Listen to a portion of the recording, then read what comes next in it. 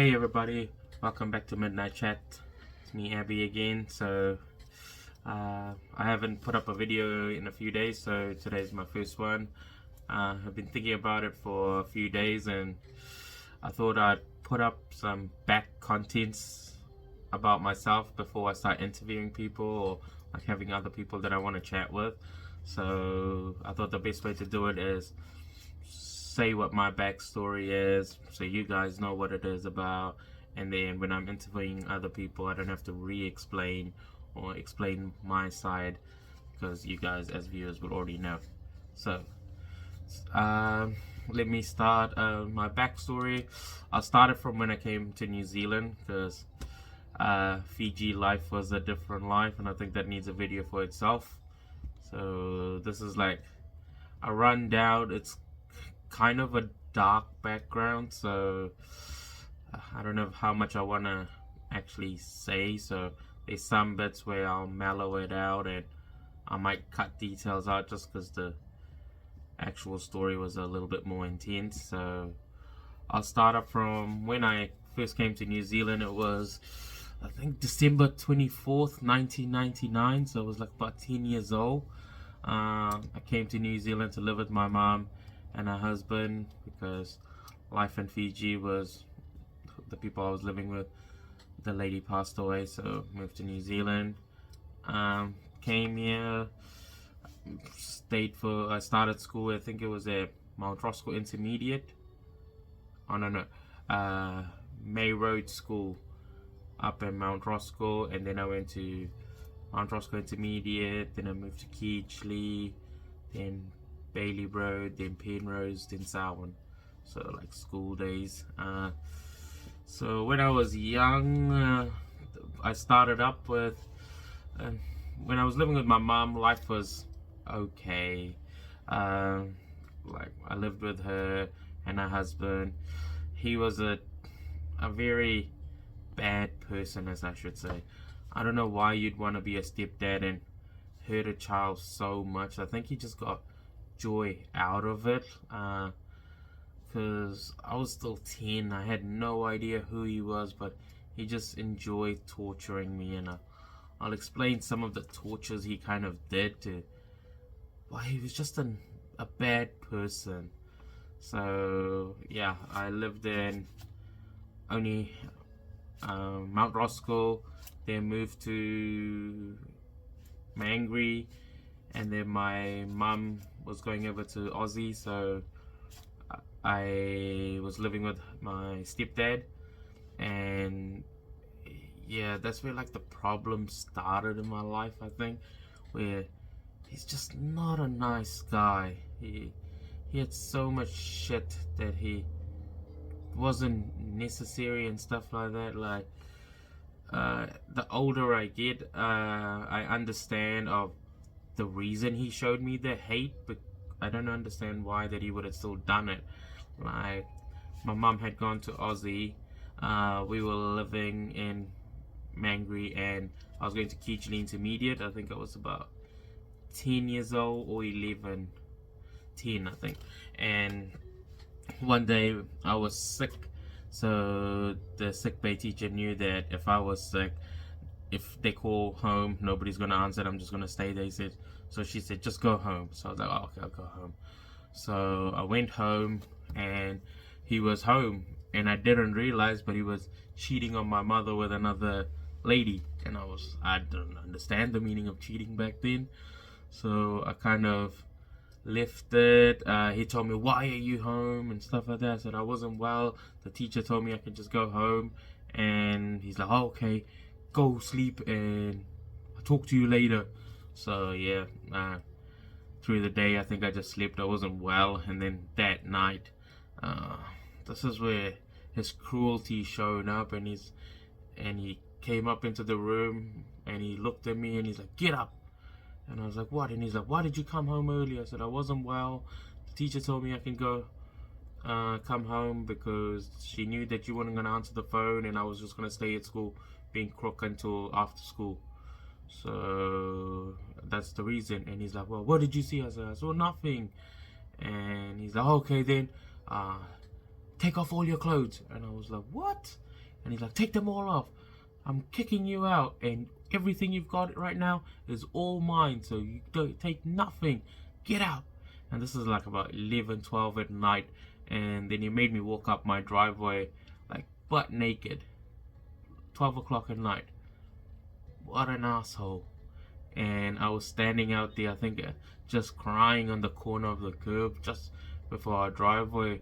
And then he came up like 10, 15 minutes later, and he said to me, so if you tell anybody whatever happened today, this is what's gonna happen to you again. And I was like, I'm never gonna tell anybody. And he's like, you better not, boy, or this is what's gonna happen to you. And so I looked, and I just never told my mom about what I saw that day. And I was like, to this day, it just haunts me, like walking out 12 o'clock at night in Mangere, butt naked, just because he walked in.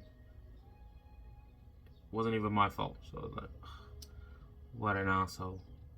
So yeah, he was a very pricky guy. After him, I kind of moved around. I used to stay at my friend's house, and then I remember one day he came over and he picked me up from my friend's house, and he gave me my passport and like $20 cash, and he told me to grab my bike because I had my bike at my friend's house. And then he took me to one of my mom's friends who I used to be friends with their kid, and he's like, oh yeah, go help out, I'll come get you later. And I was like, okay then. So I helped out, I went to see my friend, I was hanging with them, and his dad came over, and he's like, oh, what are you doing here? And I was like, oh, welcome, the husband dropped me off. And he's like, okay, I didn't know that you were coming over. I was like, oh. And he's like, oh, what else did he say? It's like, oh, nothing, he just gave me my passport, $20, and he told me to grab my bike and take it out. And he's like, oh, I think he's abandoned you. So I was like, what? He's like, oh, I'm really sorry, but I'm gonna have to take you to like the Mount Eden police station. So yeah, I went down there with him, explained it to the social worker about, or at the front desk of the cyfs, of what happened. And then yeah, he dropped me off there, and I waited around for hours, and then yeah, I just found out that yeah, he'd kind of just abandoned me and ran off. And yeah, like, that's the kind of guy he was. Like, I don't know why, but yeah, he's just so cruel. Like, there's so much cruelty he had in him for being a stepdad. Like, why? Like, yeah, I could never see myself doing the things that he did to anybody. Then I went to my first boys' home. It was up in Ellerslie. So if anybody's from in here, been to one of the Ellerslie boys' home, the main big white house on the main street. So I don't want to say the names, but like, yeah, hit me up if one of you bros ever watched this video and remember me from there. I think it was about 2001 or 2, it's many years ago. That was an experience, especially back then in a boys' home. I don't know what life is like now and there, but like, I just remember stepping into this home full of boys. This white lady and white guy kind of welcomed me in, and then they took me to my room, and I had nothing, like nothing, just the clothes I wore because I had been picked up from my friend's house.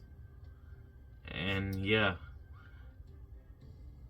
and so yeah, I went upstairs, and they showed me my room, and I was like, oh fuck, this where am I gonna be living for the rest of my life now?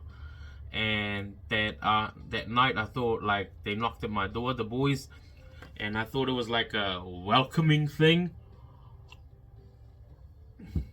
They're gonna introduce themselves, and yeah, I was so wrong of how they introduced themselves. They like all gave me a hiding on my first night, because I was like, that was like just a rule of the house. Like, who knows the toughest kid in the house is?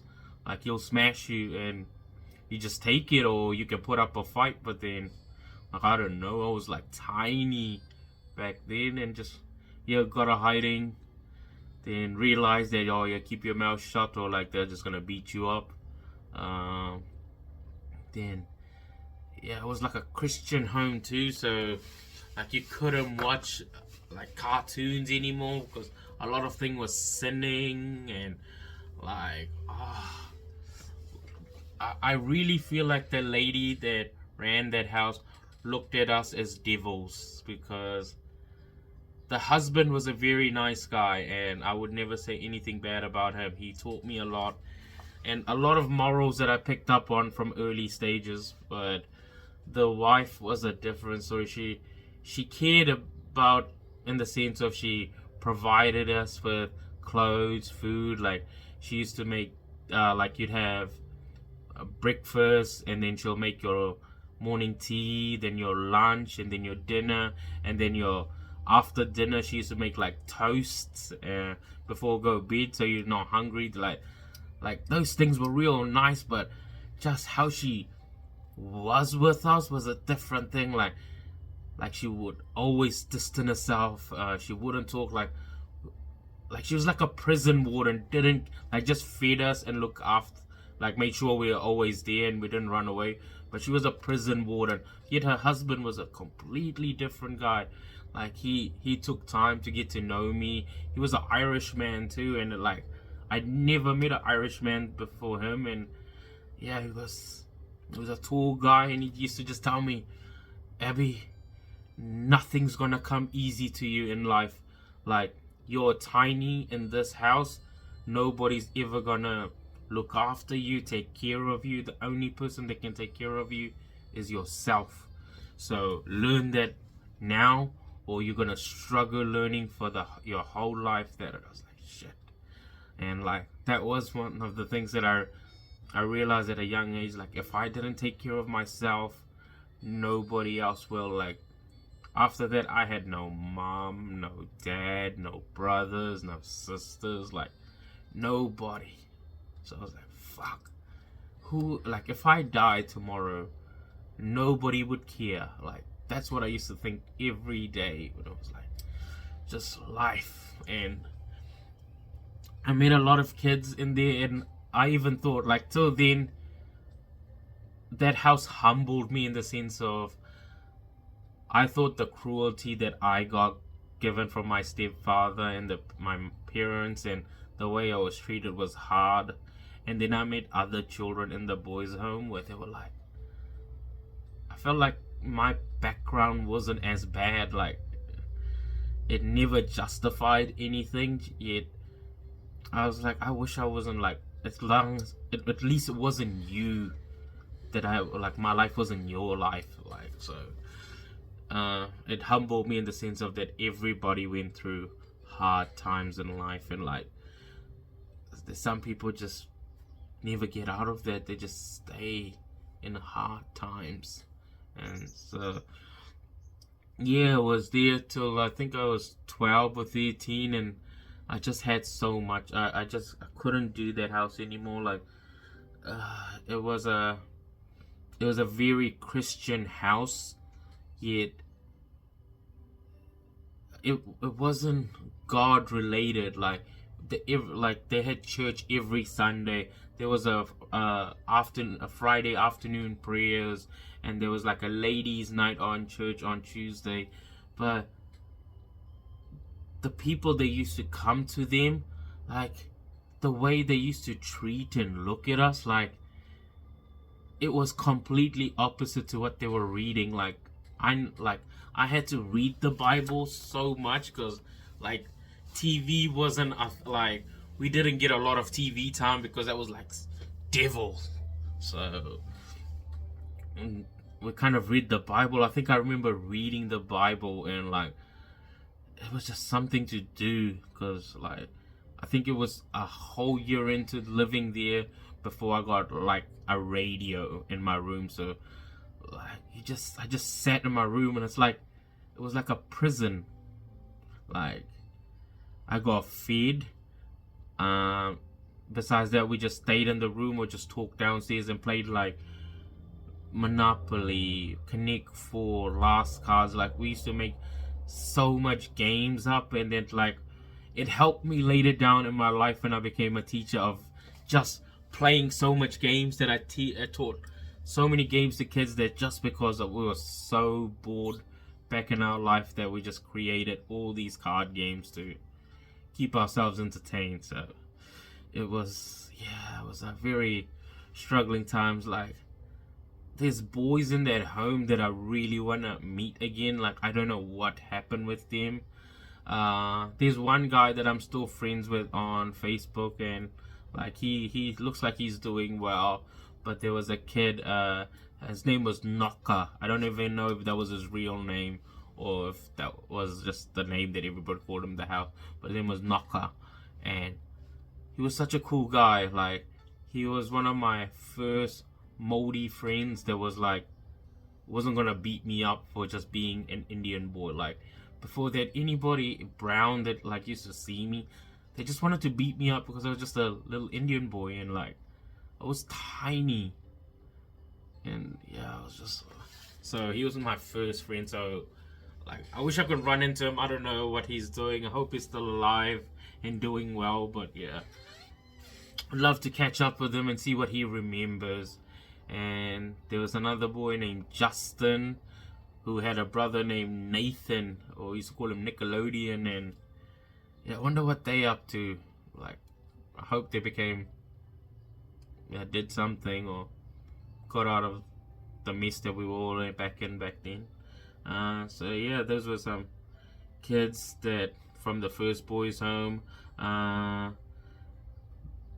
that, the second home that I went into, like, I learned that some people just want money to look after you. Like, my second home was a real, like, the house looked really nice, the caregivers looked nice, but their they'd beat us up for, like, they just enjoyed torturing and tormenting us. Like, they used to say, oh, shame you've got no parents, shame nobody loves you, nobody cares about you. Like, you think it's just a joke, but like, this is the shit that they used to say to us. Like, and like, when you have nothing and then having a kid laughing at you going, shame you don't have a mom, shame you don't have a dad, nobody wanted you.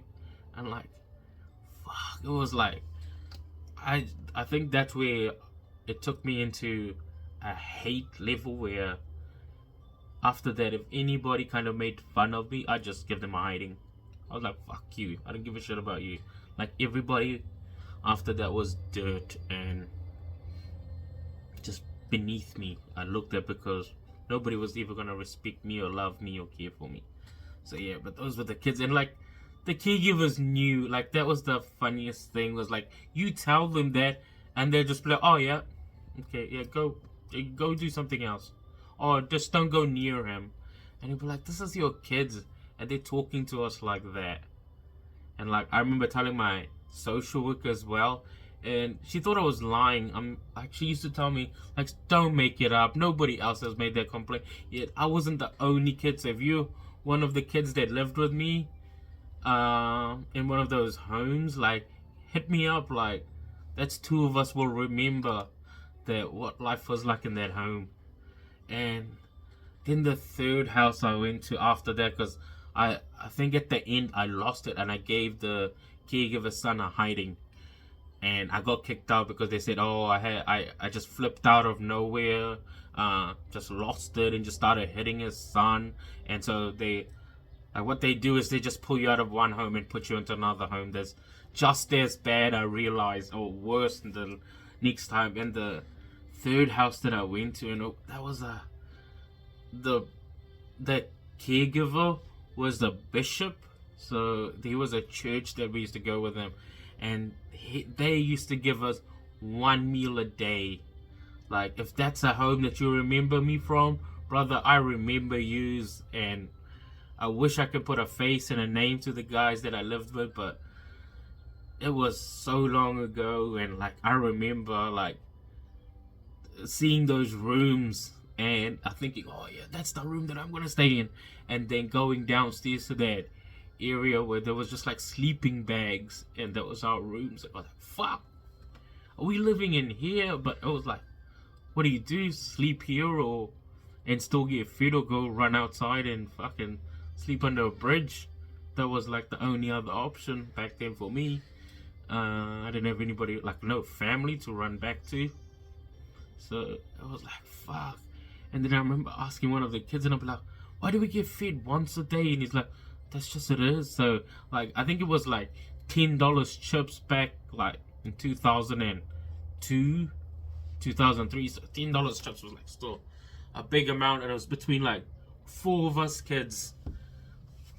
And it was just like a loaf of bread and butter, or not even butter. And we used to just stuff ourselves with bread and thing and just drink water. That was it. Like, just stuff ourselves up because you know you're gonna be hungry till the next night. And it was like, I think I couldn't handle that. I think I stayed there for 3 weeks max, and then I ran away. I think I just sneak out through the window. I think it was one night. Yeah, I snuck out to the window and just gapped it, and I just left. And I was walking up past Old Pepper Towie near the town center where the cops pulled me up and said, "Hey, what are you doing?" And I was like, "Oh, nothing. Just going back home. It was at a friend's house." And he's like, "Oh, no, you're not. Come on, get in the car." And I was like, "Fuck." So yeah, and then took me back in, and I think they must have been looking for me because the caregivers must have called up and already told them that like I've run off, because like they didn't even like hesitate to. So, and it must have been like, thinking about it, like Pepper Towie, little Indian boy walking at like 12:01 at night. Like, of course they knew it was me that ran away. Like, I don't know how many other Indian little boys, like I think I was like 11, walking around. I just ran away. I couldn't handle that home anymore. I was just so hungry. And yeah, just left. And yeah, and then I think after that I got put into, that's when I went up to the one of these other homes where I didn't stay long. And then I went to this home called Mapu. So like, my family will know who you are, like what life was there. Like, early stages in there was very, very boring, but very different to the lifestyle that I was used to. Like, the guy that ran the place, like, he was a father to me even till the day he passed away. I realized that nobody is perfect in life, but he did his best to be kind to us and treat us with love. So I give him respect to that. And his partner, I would give respect to her too. I would call her mum till this day, because she taught me things in my life that nobody would ever have taught me if I never met her. So I feel like she was one of the first ladies that kind of believed in me. So, from a young age, like, I couldn't read before that. Like, I just couldn't read, and she used to sit there with like a Pokemon book and just make me read it, and just, like, it sounds dumb, but like, it was just so different. I was like, shit, this lady's trying to teach me how to read. Like, fuck. Not knowing to read and somebody teaching you how to read is like two different things. Like, because I was very lazy in my younger days, where if I tried hard, I would have probably learned to read and stuff like that. But I didn't care. But then once like life kicked in from like cyfs, I realized I needed to learn to read and stuff like that. And by that time it was too late, because nobody cared or wanted to teach you or anything like that. So yeah, so life in that house was different. There's people that I met in the life that I will never forget in my life, and they, I think, were my biggest milestones that made me the person I am today. There was so many people that I met that taught me different lessons in life there. I realized you can't judge a book by its cover because of the people I met through that house, because there was people where I would have never looked at and gone, nah, I never want to talk to this person. This person looks, and they were the nicest people, and they cared about you the most. Yet some of the people that you used to look at and they'd be like, wow, they look so cool, they were the most horrible people that I've ever met, and it was the house where it taught me.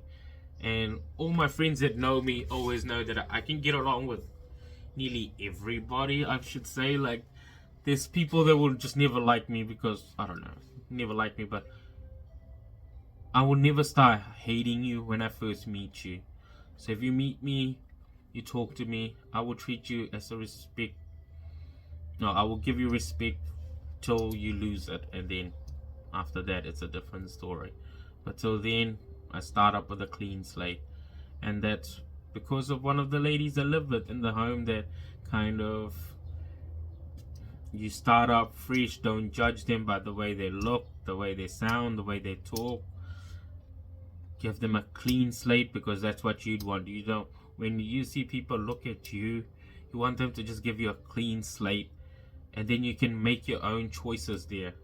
It's just the freedom of who you are to them, how you put yourself, and that's what I wanted for myself. So that's what I looked at people to. So that's where everybody is different, and different ways of how they communicate. But yeah, so in that home, there was met a lot of children. Some of them had bigger life issues than I do, and it was hard meeting them because I knew I could never help them either. Like, you'd want to help people in life, but I could never help them. Like, they had some big problems, and I had to just live with that and be like, that's their problems. One day that they'll have to fix it, or they'll just carry on struggling for the rest of their life. But you can't bring yourself down trying to help other people when they will never help you back, because they're working on themselves or focusing on themselves. So I learned through that. Once I came out of care, I realized what real freedom was. Like, before that, everything of my life was still monitored. Like, I was always still cyfs kid, so you always had to be watched somewhere. You couldn't just have, like, I couldn't just go have a week worth of sleepover at a mate's house, just because it's like they need to know where I am every time. And once I like left cyfs, that's when I learned freedom. Like, I used to, in the start, just like, I used to go to the beach all the time as a kid because we did wakarama, so all the time but once I got my freedom, I used to just go and sit at the beach at night and just watch the waves. I think it was. It sounds so gay, and I just used to enjoy it. After that, I learned I could just travel places, go up and down the country where I don't need permission. So it kind of helped me so much, and I really enjoyed leaving cyfs. I wish I got to live a little bit more freedom when I was in my younger days. Like, there were so many times where I was just stuck at home that I could have done something that wasn't just stuck at home. Like, stuck at home all your life is boring, and we were just stuck at home. We used to watch me and my sister used to play TikTok Goes the Clock. Oh, yeah, TikTok Goes the Clock. And we used to just watch the clock of see how fast the time used to move, and it was so boring, and yet we watched it. So yeah, thank you everybody for watching. So this was one of the backstories. A little bit into it. Like, as I said, I cut out a lot of the details and the life inside there because it got real dark at some points. Like, it showed me the ugly half in people, and I don't think everybody needs to know how ugly people can get, because everybody knows. So it's no point telling it again and again when you know how ugly people can get. So yeah, like and subscribe. Yeah, channel so called Midnightchats1. I'm gonna have a little bit more edit in this video, so after this I'm gonna edit the video and you tell me how it looks, cause it was amusing trying to add shit to it. So yeah, I hope you guys like it. But let me know what else you think. Let me pause this.